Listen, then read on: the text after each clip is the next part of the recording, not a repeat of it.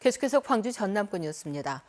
국민의힘 윤석열 대선 경선 후보에 대한 지역사회 비판이 잇따르고 있습니다. 전두환 옹호성 발언에 이어서 자신의 SNS에 올린 개 사과 사진 때문인데요. 윤 후보 측은 당내 경선이 끝나기 전 조만간 광주를 찾아 사과하겠다는 입장을 냈지만 이용섭 광주시장 등이 광주 방문을 반대한다고 밝혔습니다. 보도에 최송현 기자입니다.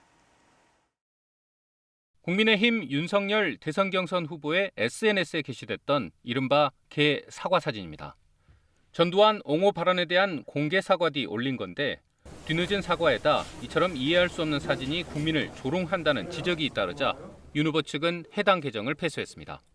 하지만 여야 모두 윤 후보에 대한 비판이 이어지자 윤 후보 측은 다음 달 초쯤 광주를 직접 찾아 사과하겠다며 진화에 나섰습니다.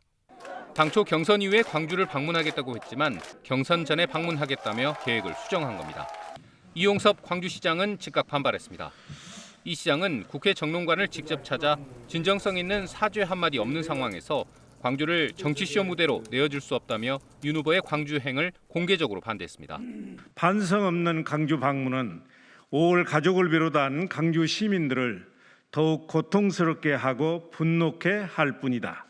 호남 지역 전현직 대학 교수들도 윤 후보가 독재 정권의 대명사였던 전두환을 배우겠다는 발언으로 잘못된 역사관을 드러낸 것은 물론 망국적 지역 감정을 자극하고 있다며 대통령 후보로서 자격이 없다며 사퇴를 촉구했습니다. 전두환 발언과 개 사과 사진 파문까지 윤석열 후보의 이 같은 행보에 지역 민심이 어떻게 반응할지 주목됩니다. KBS 뉴스 최송현입니다. 문재인 대통령이 고흥 나로도 우주센터에서 진행된 누리호 발사를 성공으로 규정해서 관심을 모으고 있습니다. 문 대통령은 국회에서 진행한 2022년도 예산안 시정연설을 통해 독자 기술로 개발한 우주 발사체 누리호 발사가 성공했다고 밝힌 뒤 자체 발사체로 1톤 이상의 물체를 우주로 보낼 수 있는 7번째 나라가 됐다고 밝혔습니다. 문 대통령은 이어서 마지막 한 걸음만 더 나아가면 우리 땅에서 우리 발사체로 우리 위성을 쏘아 올릴 수 있을 것이라면서 기술 이전을 통해 민간 우주 산업을 한 단계 도약시킬 수 있을 것이라고 덧붙였습니다. 대선 출마를 앞두고 국민의당 안철수 대표가 어제 한빛 원자력 발전소를 찾았습니다. 안 대표는 원전 관계자들을 만난 자리에서 원자력 발전이 없는 탄소 중립은 허구라며 현 정부의 탈원전 정책을 비판하고 소형 모듈 원자로 등의 투자와 연구 개발이 필요한 때라고 강조했습니다. 안철수 대표는 지난 2번의 대선에 도전했으며 조만간 자기 대선 출마를 공식화할 것이라는 전망이 나오고 있습니다. 최근 대장동 개발 사업을 계기로 민간 사업자의 이익 극대화에 대한 사회적 관심이 큰 상황인데요. 광주도시공사가 수천억 개발 이익이 예상되는 첨단 3지구 개발 사업과 관련해서 초과 이익, 환수 방안 등을 최대한 마련하겠다고 밝혔습니다. 하지만 사업 공모 당시에 이 같은 내용은 빠져 있어 현실성이 있을지는 의문입니다. 김호 기자입니다. 2011년 연구개발특구로 지정된 첨단 3지구입니다. 총 사업비 1조 2천억 원을 들여 인공지능 산업융합집적단지는 물론 국립심혈관센터가 들어설 예정입니다. 지난해 LH가 사업 참여를 포기하면서 광주도시공사는 전체 30% 면적에 대해 민간 사업자가 대행 개발하도록 했습니다. 해당 면적은 공동주택용지 3개 필지로 분양대금 3,800억 원을 받아 토지보상비 등에 활용하기 위해서입니다. 광주도시공사는 이번 사업 방식의 특성 탓에 신용도 등을 주요 평가 항목으로 제시했고 A업체가 단독으로 사업 제안서를 제출해 평가 기준을 통과했다고 밝혔습니다. 민간 사업자의 과도한 이익 발생 우려에 대해선 분양가 상한제 적용과 62개 항목 원가를 공개하는 등 안전장치를 마련하겠다는 입장입니다. 사업 제안자가 제출한 사업계획의 검증 결과 과도한 이익이 발생한다고 판단될 경우 우선 협상 대상자를 선정하지 않는 방안도 적극 검토해서 하지만 사업 공모 당시 이 같은 제안이 빠져 있었던 만큼 민간 사업자가 이를 수용하지 않으면 강제할 수 있는 방법이 없어 실효성에 대해서는 의문의 목소리가 나오고 있습니다. 공모지침을 좀 애매하게 만들어놨기 때문에 발생한 문제이기도 하잖아요. 충분히 치밀하지 못했고 이것 때문에 이런 번거로운 어떤 과정을 또 거쳐야 된다는 게 조금은 안타깝긴 한데. 시민단체가 추정하는 첨단 3지구 사업자 이익은 최소 4천억 원. 광주도시공사가 우선협상 대상자 지정에 앞서 사업 계획서에 대한 철저한 검토와 함께 초과 이익 환수 방안을 마련할 수 있을지 주목됩니다. KBS 뉴스 김호입니다. 유자 주산지인 고흥의 한 작은 기업이 유기농 유자 주스로 미국 최대 유통 할인 마켓 코스트코에 진출합니다. 전라남도가 지역 농산물의 수출을 돕기 위해서 전자상거래 플랫폼 아마존 진출에 나선 것이 오프라인 수출 시장을 여는 디딤돌이 됐습니다. 이성각 기자의 보도입니다. 전국 유자 생산량의 60%를 차지하는 고흥에서 유자 음료를 만드는 한 업체입니다. 지난해 늦가을 수확한 유기농 유자를 가공해 음료를 만들고 포장하는 작업이 한창입니다. 모두 다음 달 미국 최대 유통망을 갖춘 할인 매장 코스트코에서 판매될 제품들입니다. 일단 미국 서부 지역 40개 매장에 선보일 예정인데 추가 주문이 더해지면서 수출 물량을 맞추는 걸 걱정할 정도입니다.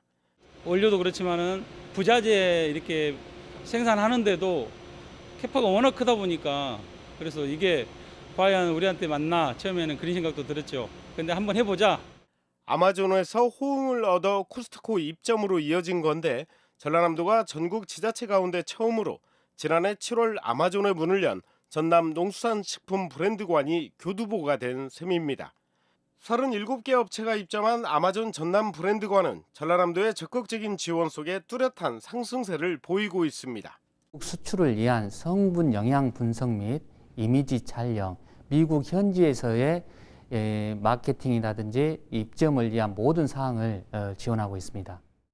지역 농수산식품 수출기를 열기 위해 전라남도가 추진한 아마존 입점이 하나둘 결실을 맺어가고 있습니다. KBS 뉴스 이성각입니다. 어제 광주 전남에서 코로나19 신규 확진자 11명이 나왔습니다. 광주에서는 어머니와 두 자녀 등 일가족 4명이 확진됐으며 나머지 1명은 지난 24일에 확진된 광주 한 보건소 직원의 가족입니다. 전남에서는 신안과 영암, 장흥에서 기존 확진자가 접촉해 자가 격리 중이던 4명이 진단검사에서 확진됐으며 여수와 나주에서는 감염 경로 미확인 확진자가 각각 1명씩 추가됐습니다.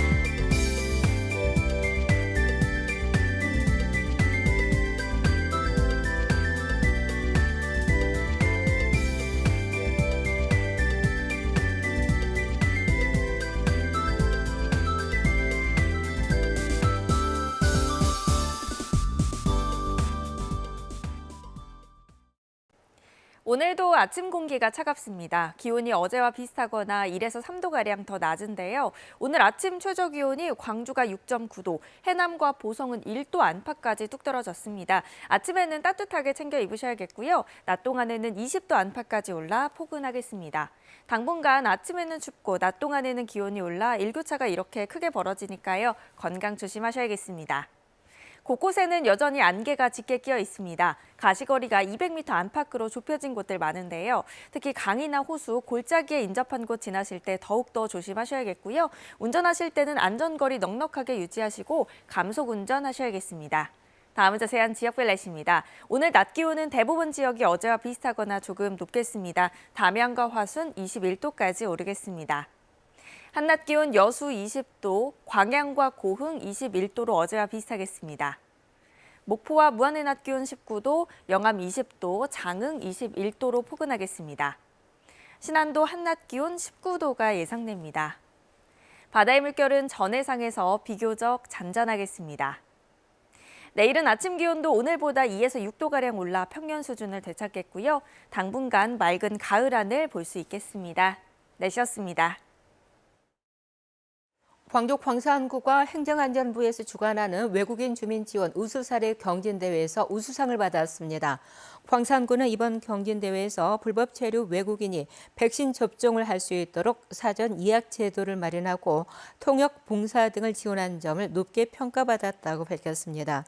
광산구는 외국인 주민이 자율방범과 같은 봉사활동 참여를 통해서 지역 주민과 화합하고 소통할 수 있도록 다양한 프로그램을 마련해 나갈 계획입니다. 광주 서구가 고독사 위기 가구 300가구를 대상으로 인공지능 돌봄 서비스를 확대합니다. 이번 사업은 지난 6월부터 실시해온 인공지능 돌봄 시스템 구축 사업이 좋은 평가를 받으면서 광주시로부터 자치구 조정 특별교부금 3억 원을 추가로 받아 추진됩니다. 인공지능 돌봄 서비스는 복약시간 알림과 말벗 대화 등의 기능이 탑재된 인공지능 스피커와 사물 인터넷 연동, 문열림센 등을 활용해서 홀몸 노인들을 보호하는 서비스입니다. 전남 지역의 인구 10만 명당 사망률이 전국에서 가장 높은 것으로 나타났습니다. 호남지방 통계청이 발표한 자료를 보면 전남 지역의 인구 10만 명당 사망률은 943.6명으로 전국 17개 시도 가운데 가장 높았고 광주는 539명으로 11위를 기록했습니다. 전체 사망자 가운데 80세 이상 비율은 전북과 전남이 40세 미만은 광주와 제주가 가장 높았습니다. 가을 축제의 대명사인 2021년 대한민국 국향대전이 다음 달 5일부터 17일 동안 한평 엑스포 공원에서 열립니다. 화요일 아침에 함께한 KBS 뉴스를 마칩니다. 감사합니다.